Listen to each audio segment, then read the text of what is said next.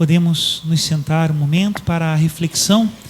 E eu gostaria de hoje, nesse dia do Imaculado Coração de Maria, fazer uma reflexão mais contemplativa. O que significa isso? Perceber em fatos a palavra de Deus. Quando a gente fala mais discursivamente, é uma catequese, né? Olha, faça isso, não faça aquilo, é desse jeito, não é daquele jeito, né? Mas uma meditação mais contemplativa é quando a gente vai chegando à conclusão, também auxiliados pela graça do Espírito Santo, diante dos fatos que são apresentados, né? Então, em primeiro lugar, a festa do Imaculado Coração de Maria, que nós estamos celebrando hoje, tem uma ligação direta com a que nós celebramos ontem, do Sagrado Coração de Jesus. Não teria sentido celebrar o Imaculado Coração de Maria se não fosse celebrar aquele coração que está mais próximo do coração de Jesus. De fato, uma festa depende da outra. Uma é na sexta e a outra é no sábado. E todo mundo mais ou menos conhece a imagem do coração de Jesus, não é verdade? Dificilmente nós encontramos uma igreja onde essa imagem não apareça. Aqui nós temos uma muito bela, inclusive nesse ano dos 40 anos da paróquia, não é? Uma das imagens primeiras dessa comunidade, quando ainda era capela, né?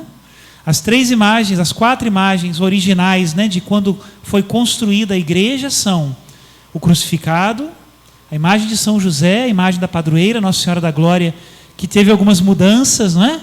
Por curiosidade, aquela imagem que nós temos hoje aqui no presbitério era a imagem que ficava na gruta. O padre Jorge Getúlio, que viu como ela é de madeira, né? Que ela ficava na gruta e estava se apodrecendo, é que teve a iniciativa de restaurá-la e trazê-la para dentro. E lá embaixo colocou a imagem de Nossa Senhora de Lourdes, que é a que nós temos lá até hoje, né? Mas é uma imagem do início da paróquia. E a imagem do Sagrado Coração de Jesus. Nós conhecemos a imagem, mas pouca gente conhece a história. O que foi que Jesus disse a Santa Margarida Maria? Disse o seguinte, ele diz assim, a santa no seu relato, né? Ele pôs de manifesto para mim o seu divino coração, ou seja, abriu o peito, literalmente mostrou a ela um coração. Que é um símbolo, lógico, não é o coração de verdade, né? Um símbolo porque está coroado de espinhos, transpassado por uma lança, em cima dele tem uma cruz e rodeada de fogo, que é o símbolo do amor de Deus. Então é um símbolo, né? Uma catequese, contemplar o coração. E aí Jesus disse a Santa Margarida, eis o coração que tanto amou os homens e que nada poupou para se esgotar e consumar, para lhes manifestar os seus testemunhos de amor. E por reconhecimento, não recebo da maior parte dos homens, senão ingratidões, irreverências e sacrilégios, e as friezas e desprezos que eles têm por mim, neste sacramento de amor. Muito interessante. No tema do coração de Jesus está a falta de reverência à Santíssima Eucaristia. É disso que Jesus reclama. E ele continua dizendo, mas o que me é ainda mais sensível é que são os corações daqueles que me são consagrados que procedem desta forma comigo. Ou seja, o assunto não está bom para ninguém, mas os piores são os padres. Os piores são as religiosas, os religiosos. Os piores são os consagrados, que deveriam ser mais confiantes e não são. Que deveriam me honrar mais e não honram, né? Então, a partir dessa aparição do coração de Jesus, se criou uma legião, um apostolado, né? De soldados e soldadas, podemos dizer assim, de Jesus, que tem como fundamento a oração. E o que pedem, em especial, a santificação dos padrecos, né? Dos pobres padres, que a gente está precisando é bastante, né? Porque, claro, né? Imagina, se o ministro de Deus é cheio do Espírito Santo, ele leva um monte de gente para o céu. Agora, o contrário também é verdade, gente. O escândalo de um sacerdote pode tirar muita gente da igreja, tirar muita gente do caminho, levar muita gente para o inferno. Por isso, rezem pelos padres, pelo amor de Deus, que a gente precisa, né? E falando hoje do Imaculado Coração de Maria, nós falamos de um caminho muito seguro para chegar ao coração de Jesus. E chegar ao coração de Jesus pela honra e adoração ao Santíssimo Sacramento. Às vezes a gente vê na igreja, né? Precisamos disso, né? A igreja tem que ensinar como as escolas têm que fazer o bem, como os hospitais têm que fazer o bem, como as universidades têm que fazer o bem, como as obras sociais têm que fazer o bem. Isso é verdade, mas isso é consequência, são os frutos, são as ramas. Nós não podemos ficar pelas ramas e esquecer-nos do centro, da essência, que é justamente o amor a Jesus. Se nós não amamos a Deus, o que vamos fazer por Ele? Se nós só temos uma espécie de cartilha de bom cidadão, de boa cidadã, o que nós vamos fazer por Jesus? Se não há no coração de um fiel aquela chama que o coração de Jesus ostenta, né, sobre ele, e também o coração de Maria, porque estão muito unidos, né, nós não faremos nada por Deus, hein? Faremos muitas vezes por nós mesmos, por uma espécie de sentimento de altruísmo, mas não é isso ser cristão.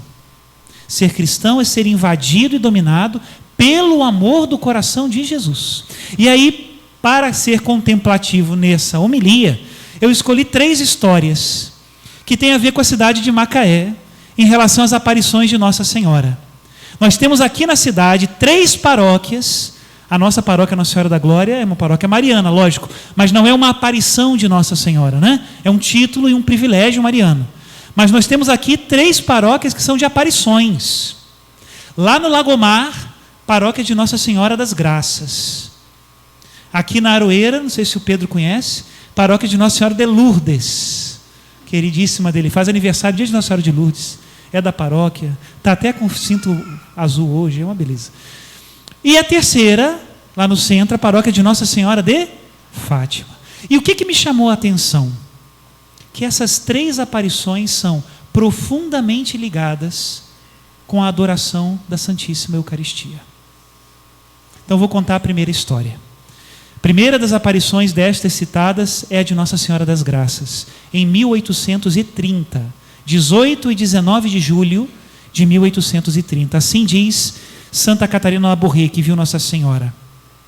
Santa Catarina vestiu-se depressa e seguiu o anjo. O anjo acordou ela às 11h30 da noite para ir para a capela, dizendo a ela: a Virgem te espera.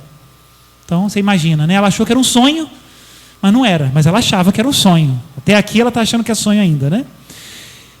As luzes por onde passaram estavam acesas, o que lhe causou admiração. Mas muito maior foi o seu espanto quando, ao chegar na capela, a porta se abriu, mal o menino tocou com a ponta dos dedos nela. Na capela, todas as velas estavam acesas. O menino a conduzia ao santuário. O menino é o anjinho, né? O anjo da guarda. Junto à cadeira do padre diretor. Ali ficava então, na igreja, o altar com o Santíssimo Sacramento e na frente do sacrário a cadeira do padre. Então o anjinho botou ela ali.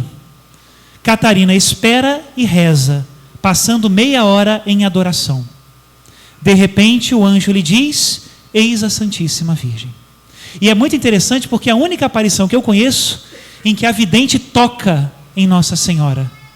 Toca mesmo, fisicamente. Diz assim: ao lado do altar, onde normalmente se lê a epístola, Maria desceu, dobrou o joelho diante do Santíssimo Sacramento e foi sentar-se numa cadeira, a cadeira do sacerdote.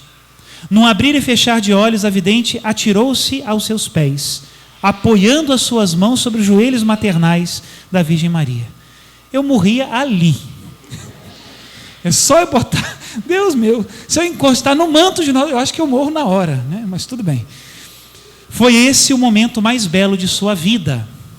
Durante 2 horas, olha isso, 2 horas, Maria falou com Catarina de uma missão que Deus queria confiar-lhe, que é a missão da medalha milagrosa, muita gente também conhece, não é? E também das dificuldades que iria encontrar na realização da mesma. Entre as palavras de Nossa Senhora, ela disse: neste trono encontrareis a graça. E ela estava falando da Eucaristia, do sacrário. Primeira aparição. Vamos para a segunda. A de Nossa Senhora de Lourdes. 1858. Conta um pouquinho da história. A família de Santa Bernadette, que era vidente de Lourdes, era muito pobre, muito pobre. De fato, estava vivendo numa verdadeira miséria. A família era tão pobre que o pai de Santa Bernadette, nos últimos momentos antes até da aparição, tinha se sujeitado a trabalhar carregando uma carroça, porque pagavam mais ao burro que carregava a carroça do que aquele que moía o trigo no moinho. Então ele próprio, com a sua força, carregava uma carroça para poder manter a sua família. E nessa situação, a Bernadette foi enviada para uns parentes, um pouquinho longe, para cuidar de ovelhas, para ganhar um pouquinho mais de dinheiro. E o que aconteceu? Como ela ficou lá, longe, na casa dos parentes, no campo, ela não se preparou para fazer a primeira Eucaristia. Então, em 1858, ela era a única menina de 14 anos do bairro que não tinha feito a primeira Eucaristia. Então, ela chorando pediu à família para voltar para Lourdes, para poder se preparar e receber a comunhão. Por isso, Bernadette estava em Lourdes.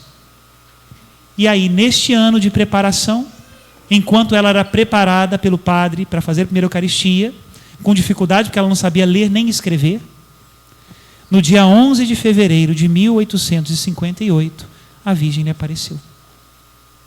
E é muito interessante, nas aparições, foram 18, a Virgem não fala quase nada, só ensina ela a rezar o terço. Acompanhou ela durante a catequese. Ela recebeu a primeira Eucaristia no dia de Corpus Christi, dia 3 de junho de 1858. E foi nesse fervor de querer receber Jesus que Nossa Senhora lhe apareceu. Mais um testemunho da Eucaristia, né? E por último, Nossa Senhora de Fátima. Nossa Senhora de Fátima apareceu em 1917. Mas em 1916, as 3 crianças receberam a aparição do anjo de Portugal. E na terceira aparição do anjo, o que ele fez? Deu àquelas crianças a Eucaristia. Lúcia já tinha feito a primeira Eucaristia, mas Jacinto e Francisca, não. Francisca nunca fez a primeira Eucaristia numa igreja, só comungou uma vez na vida, da mão do anjo. E o Francisco, que eu estou errando o nome, e o Francisco recebeu logo depois a primeira Eucaristia na igreja e logo veio a falecer, porque tanto a Jacinta quanto o Francisco morreram da chamada febre espanhola, gripe espanhola, não é? Diz assim o relato, como foi a terceira aparição do anjo: trazendo na mão um cálice e sobre ele uma hóstia, da qual caíam dentro do cálice algumas gotas de sangue. Deixando o cálice e a hóstia suspensos no ar, o anjo prostrou-se em terra e repetiu 3 vezes a oração: Santíssima Trindade, Pai, Filho e Espírito Santo, adoro-vos profundamente e ofereço-vos o preciosíssimo corpo, sangue, alma e divindade de Jesus Cristo, presente em todos os sacrários da terra, em reparação dos ultrajes, sacrilégios e indiferenças com que ele mesmo é ofendido, e pelos méritos infinitos do seu Santíssimo Coração e do Imaculado Coração de Maria, peço-vos a conversão dos pobres pecadores. Depois, levantando-se, tomou de novo na mão o cálice e a hóstia, e deu-me, é Lúcia que está contando, né? E deu-me a hóstia a mim. E o que continha no cálice deu a beber a Jacinta e ao Francisco, dizendo ao mesmo tempo: tomai e bebei o corpo e o sangue de Jesus Cristo, horrivelmente ultrajado pelos homens ingratos. Reparai os seus crimes e consolai o vosso Deus. Que bonito, né? E ainda um dado que eu não tinha escrito aqui, mas que um anjinho me lembrou ali no início da missa, é que atrás da medalha de Nossa Senhora das Graças tem os 2 corações inscritos, né? O desenho dos 2 corações, a imagem dos 2 corações, né? Corações muito unidos, que os nossos também sejam. Como, Padre? Começando por ouvir a palavra de Deus e por aprender a receber bem o Santíssimo Sacramento. Então, senhoras catequistas e senhores catequistas, se vocês estão ajudando as crianças a receber bem a Eucaristia, saibam que vocês têm uma aliada imbatível. A Santíssima Virgem está com vocês. Louvado seja nosso Senhor Jesus Cristo. Para sempre.